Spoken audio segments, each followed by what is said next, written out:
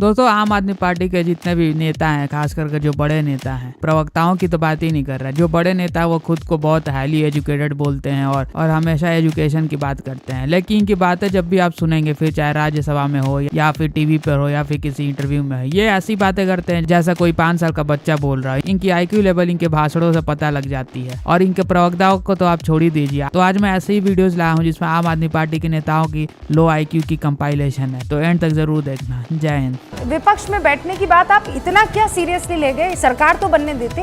अभी आतिशी आरोप लगा रही है कि दिल्ली में पावर कट हो रहा है, तो वो सुधांशु जी थोड़े ही कर रहे हैं। केयर टेकर CM तो आतिशी जी है ना। पावर कट तो उनके जिम्मे आएगा ना। मतलब आप अभी से क्या वार्म अप कर रहे हैं कि ऐसे हम आरोप लगाया करेंगे? नहीं, रूबिका जी मेरी बात सुनिए। कभी भी राष्ट्रीय चैनल पे गलत फैक्ट्स को मत रखिए।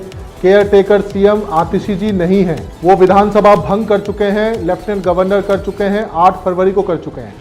आप जो है तो जो भी है लेफ्टिनेंट गवर्नर हैं, और जनता ने सरकार चुन लिया है। जनता की समस्या तो रोजमर्रा की होती है ना रूबिका जी। जनता की समस्या इस बात का इंतजार नहीं करती कि आप सरकार फॉर्म करें। गलत फैक्ट नहीं दीजिए, गलत फैक्ट मत दीजिए। कोई राष्ट्रपति शासन थोड़ी लगा है दिल्ली में। क्या बात कर रहे हैं? गलत जानकारी दे रहे हैं। राष्ट्रपति शासन नहीं है। हाँ, राष्ट्रपति शासन थोड़ी है। आप कैसे बातें कर रहे हैं? इस वक्त आपको यही नहीं पता है कि आपकी लीडर इस वक्त केयर टेकर CM है? यही नहीं पता है आपको दिल्ली के बारे में, और आप दिल्ली की सरकार चला रहे थे। सरकार, अच्छा मुझे एक चीज बताओ, मुझे बताओ रूबिका जी, आपसे मैं एक बात कह रहा हूँ कि भाई सरकार को बनाओ ना, जो समस्या रोजमर्रा की उसको ठीक करो। मत चेंज कीजिए। ऐसे प्रॉब्लम आने क्यों दे रहे हो? आपने सीधे तौर पर मुझे कहा कि रूबिका लियाकत आप गलत जानकारी ना नेशनल चैनल पर दे। जानकारी तो आप गलत दे रहे हैं। विधानसभा केयर टेकर CM इस वक्त आतिशी हैं। यहाँ राष्ट्रपति शासन नहीं लगा है। सुधांशु जी, ऐसा नहीं है। देखिए, चुनाव का परिणाम संवैधानिक स्थिति ये है। गैजेट नोटिफिकेशन निकाला गया, मैं आपको ऋतुराज जी, गैजेट नोटिफिकेशन निकाला गया है। सुनिए ऋतुराज जी, होता ही है, गजट नोटिफिकेशन होता है, पुरानी विधानसभा भंग कर दी जाती है और राज्यपाल इस्तीफा स्वीकार करके कहते हैं कि अग्रिम व्यवस्था होने तक आप पद पर रहेंगे। आप क्रोनोलॉजी समझ लीजिए। ये होता है, राष्ट्रपति शासन नहीं लगा है कि असेंबली डिसॉल्व करके प्रेसिडेंट रूल लगा दिया गया हो। अब शुरू करते हैं जो इन्होंने ही पॉइंट उठाया उससे। जैसे अभी कोई कह रहा था यमुना साफ नहीं की, मैंने 2025 तक का टाइम मांगा है। 25 तक ना करूं तो मेरे को वोट मत देना। इसी तरह से 5 साल का टाइम चाहिए।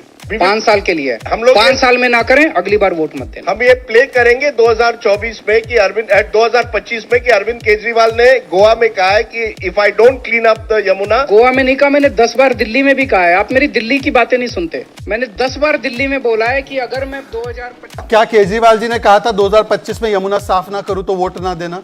बोला था कि नहीं बोला था? और अब ये वोट मांगने आ गए।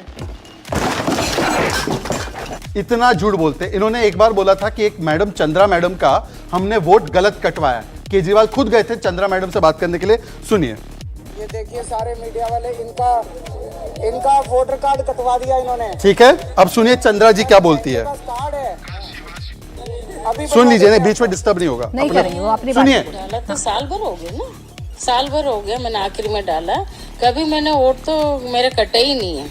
देखा आपने, ये झूठ बोलने में इतने माहिर है कि घर में टोटो का टॉयलेट लगा देते हैं, करोड़ों रुपए खर्च कर देते हैं, और फिर बेशर्मी से जो 2013 का एफिडेविट था जिसमें बोला था बड़ा बंगला बड़ा घर नहीं लेंगे, उससे भी फिर जाते हैं।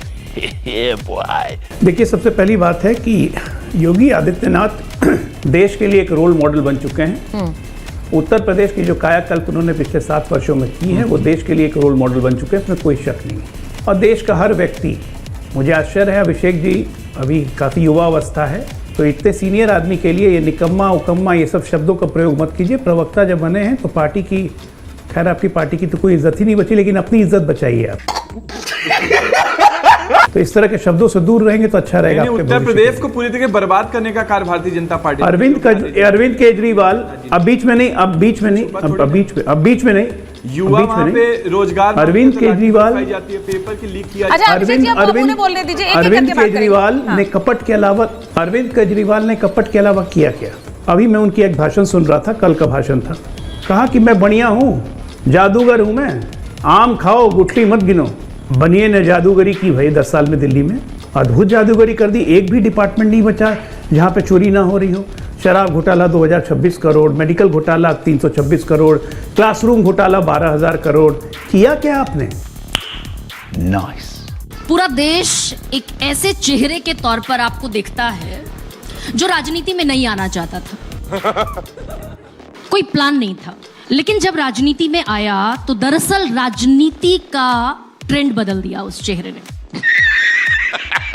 सबसे बड़ा स्टेक अरविंद केजरीवाल का, हाईएस्ट स्टेक दिल्ली के चुनाव में दांव पर लगा है क्या?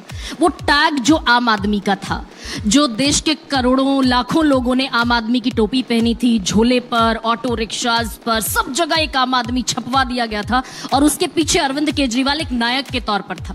मेरा कुछ भी स्टेक पे नहीं है, इन सब लोगों का स्टेक पे है। ये आपने प्रश्न अच्छा पूछा है। किसी ने पूछा है कि केजरीवाल जी आप हार गए तो क्या होगा? वैसे तो हार नहीं रहे, लेकिन अगर हार गए तो इनके बच्चों की 18 लाख बच्चों की शिक्षा का क्या होगा? जो बड़ी मुश्किल से दिल्ली में स्कूल ठीक किए हम लोगों ने, उनका क्या होगा? दिल्ली के मोहल्ला क्लिनिक में पिछले कुछ सालों में 5 करोड़ लोगों ने इलाज करवाया है। दोगले की औलाद कौन सी फिल्म लाया है? मैंने एक ही सवाल, मुझे पता था मैं 10 सवाल पूछूंगा तो प्रियंका जी एक का भी जवाब नहीं देंगे, इसलिए मैंने एक पूछा कि केजरीवाल जैसे आम आदमी को, जो कि 15-20 दिन स्लम में रह के इन्होंने आमरण अनशन किया था, उनको सोना की क्या जरूरत पड़ गई करोड़ों रुपए के? उसका जवाब इन्होंने दिया नहीं। और इन्होंने ये कहा कि पंजाब में हमने 1000 मोहल्ला क्लिनिक्स बनाई हैं। वो अलग बात है कि घोटाला रहने दीजिए मोहल्ला क्लिनिक का, लेकिन इनका वायदा कितना था? 16,000 मोहल्ला क्लिनिक। पंजाब में इनका वायदा क्या था कि 1000 रुपए पर मंथ देंगे। एक महिला को इन्होंने दिया, ये इन्होंने बात करी नहीं। लेकिन अब मैं प्रियंका जी आपके अब फार्म फायर्स रोक देंगे, बहुत सारी चीजें, ड्रग को 1 महीने में प्रॉब्लम खत्म कर देंगे, एक भी प्रॉमिस पूरा नहीं किया है। लेकिन मैं उस पर नहीं आना चाहता। मैं अभिषेक जी से एक सवाल पूछना चाहता हूं। सुधांशु जी से ज्यादा आपका भांडाफोड़ आपके कार्यक्रम में अभिषेक जी ने किया है, मैं इनकी दाद देता हूं। लेकिन अभिषेक जी मैं आपसे पूछना चाहता हूं, दिल्ली के लोग ये भी सुन रहे हैं कि आपने इतना बड़ा घोटाला, सब स्कैम आपने गिन दिए, आप अभी भी आपके साथ नेशनल लेवल पे क्यों हैं?